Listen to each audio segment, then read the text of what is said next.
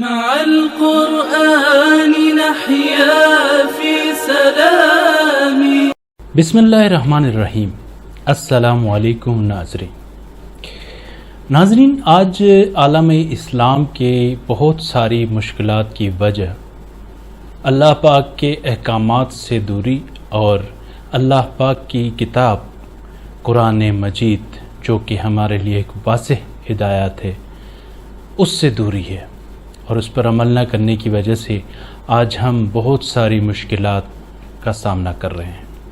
اس لیے ہمیں چاہیے کہ ہم قرآن پاک کے احکامات کو، قرآن پاک کی تلاوت کو اپنی زندگی کا حصہ بنا لیں اور قرآن پاک کی تعلیمات پر عمل کریں.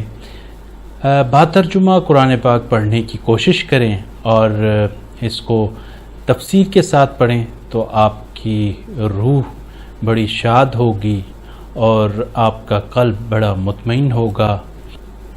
حضرت علی علیہ السلام فرماتے ہیں کہ جب میں چاہتا ہوں کہ میں اللہ تعالیٰ سے باتیں کروں تو میں نماز پڑھتا ہوں، اور جب میں چاہتا ہوں کہ اللہ تعالیٰ مجھ سے باتیں کرے تو میں قرآن کریم پڑھتا ہوں.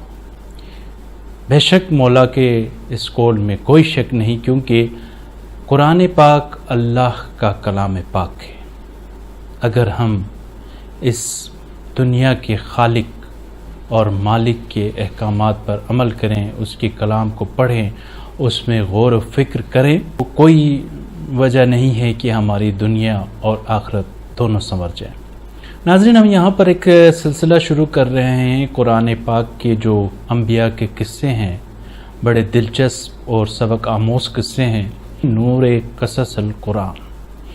تو آئیے اب اس سلسلے میں آپ کو پہلا واقعہ بیان کرتے ہیں، بنی اسرائیل کی گائے کا واقعہ.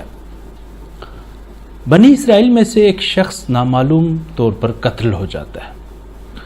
اس کے قاتل کا کسی طرح پتہ نہیں چلتا.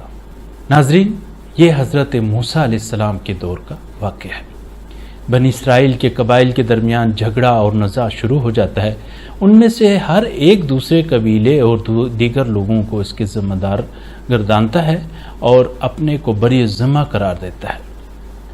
جھگڑا ختم کرنے کے لیے مقدمہ حضرت موسیٰ علیہ السلام کی خدمت میں پیش کیا جاتا ہے اور لوگ آپ سے اس موقع پر مشکل کشائی کی درخواست کرتے ہیں.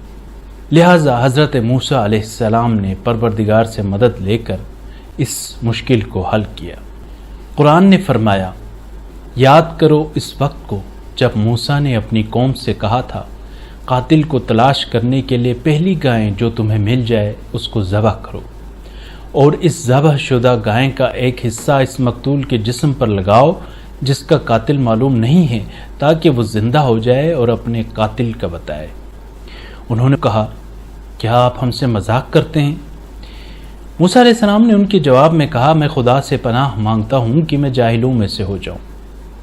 یعنی استہزاء اور تمسخر کرنا نادان افراد اور جاہل افراد کا کام ہے، اور خدا کا رسول یقیناً ایسا نہیں ہے. اس کے بعد انہیں اطمینان ہو گیا کہ مذاق نہیں بلکہ حضرت موسیٰ علیہ السلام سنجیدہ گفتگو فرما رہے ہیں. کہنے لگے، اب اگر ایسا ہی ہے تو اپنے پروردگار سے کہیے کہ وہ ہمارے لیے مشخص و معین کرے کہ وہ گائے کس قسم کی ہو. بہرحال حضرت موسیٰ علیہ السلام نے ان کے جواب میں فرمایا، خدا فرماتا ہے، ایسی گائے ہو جو نہ بوڑھی ہو کہ بیکار ہو چکی ہو اور نہ ہی جوان بلکہ ان کے درمیان ہو، اس مقصد سے کہ وہ اس سے زیادہ مسئلے کو طول نہ دیں اور بہانہ تراشی سے حکم خدا میں تاخیر نہ کریں. اپنے کلام کے آخر میں مزید کہا، جو تمہیں حکم دیا گیا ہے جتنی جلدی ہو سکے اسے انجام دو. لیکن انہوں نے پھر بھی زیادہ باتیں بنانے اور ڈھٹائی دکھانے سے ہاتھ نہیں اٹھایا اور کہنے لگے، اپنے پروردگار سے دعا کرو کہ وہ ہمارے لیے واضح کر دے کہ اس کا رنگ کیسا ہو.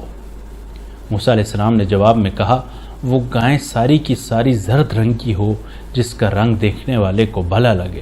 خلاصہ یہ کہ وہ گائے مکمل طور پر خوش رنگ اور چمکیلی ہو، ایسی دیدہ زیب ہو کہ دیکھنے والوں کو تعجب میں ڈال دے. تعجب کی بات یہ ہے کہ انہوں نے اس پر بھی اکتفا نہ کیا اور اسی طرح ہر مرتبہ بہانہ جوئی سے کام لے کر اپنے آپ کو اور مشکل میں ڈالتے گئے. پھر کہنے لگے اپنے پروردگار سے کہیے کہ ہمیں واضح کرے کہ یہ گائیں کام کرنے کے لحاظ سے کیسی ہونی چاہیے. کیونکہ گائے ہمارے لیے مبہم ہو گئی ہے۔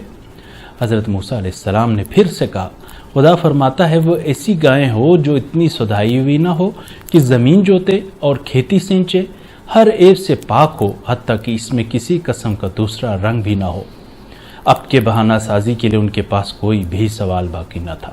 جتنے سوالات وہ کر سکتے تھے سب ختم ہو گئے، تو کہنے لگے اب آپ نے حق بات کہی۔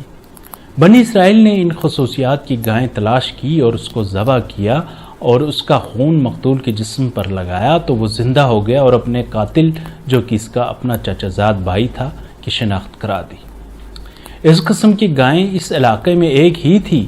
بنی اسرائیل نے اس سے بہت مہنگے داموں خریدا۔ کہتے ہیں اس گائے کا مالک ایک انتہائی نیک آدمی تھا جو اپنے باپ کا بہت احترام کرتا تھا۔ ایک دن جب اس کا باپ سویا ہوا تھا اسے نہایت نفع بخش معاملہ درپیش آیا۔ بڑا اچھا موقع ہاتھ آیا کہ صندوق کی چابی اس کے باپ کے پاس تھی، لیکن اس خیال سے کہ تکلیف اور بے آرامی نہ ہو اس نے اسے بیدار نہ کیا، لہٰذا اس معاملے سے صرف نظر کر لیا۔ یعنی اس کو کوئی کاروباری یا اس طرح کا کوئی فائدے کا موقع آیا ہوگا، لیکن اس نے اپنے باپ کو چابی کی وجہ سے زحمت میں ڈالنے کی، آرام میں خلل ڈالنے کی کوشش نہیں کی۔ خلاصہ یہ کہ سودا نہ ہو سکا۔ خداوند عالم نے اس نقصان اور کمی کو اس طرح پورا کیا کہ اس جوان کے لیے گائیں کی فروخت کا یہ نفع بخش موقع فراہم کیا۔ بعض مفسرین یہ کہتے ہیں کہ باپ بیدار ہوا تو اسے واقعے سے آگاہی ہوئی، اس نیکی کی وجہ سے اس نے وہ گائیں اپنے بیٹے کو بخش دی، اس طرح اسے بے پناہ نفع میسر ہوا۔ تو ناظرین بڑا دلچسپ واقعہ تھا، اس میں ہمیں کئی سبق بھی ملتے ہیں۔ ایک تو ظلم کا جو ہے کہ وہ آشکار ہو کر ہی رہتا ہے، اللہ تعالیٰ نے مدد کی اور اس گائے کی وجہ سے جو ہے قاتل جو ہے آشکار ہوا۔ اس قوم کا امتحان لینا بھی مقصود تھا، لیکن وہ طرح طرح کے بہانے کرتے رہے، لیکن بالآخر ان کو مجبوراً حضرت موسیٰ کی بات ماننی پڑی۔ جس سے گائیں خریدی گئی وہ نہیں چاہتا تھا کہ اپنے والد کو کے آرام میں خلل ڈالے، تو اس نے صبر کیا اور اس معاملے سے درگزر کیا۔ لیکن اللہ تعالیٰ نے کیسے دیکھے درجہ بدرجہ اس گائیں کو، اس کی گائیں تک رسائی ہوئی لوگوں کی، اور اس کے بدل جو نیکی اس نے اپنے باپ کے ساتھ کی تھی، اللہ تعالیٰ نے اس کو ایک بڑا اچھا موقع دیا کہ ایک بڑا نفع بخش جو ہے گائیں کی کہیں گنا زیادہ جو قیمت جو ہے اس کو ملی اور وہ فائدے میں رہا۔ تو یہ تھا نور قصص الانبیاء کا جو ایک حصہ۔ انشاءاللہ اگلے حصے کے ساتھ دوبارہ حاضر ہوں گے۔ خدا حافظ۔ مع القرآن نحيا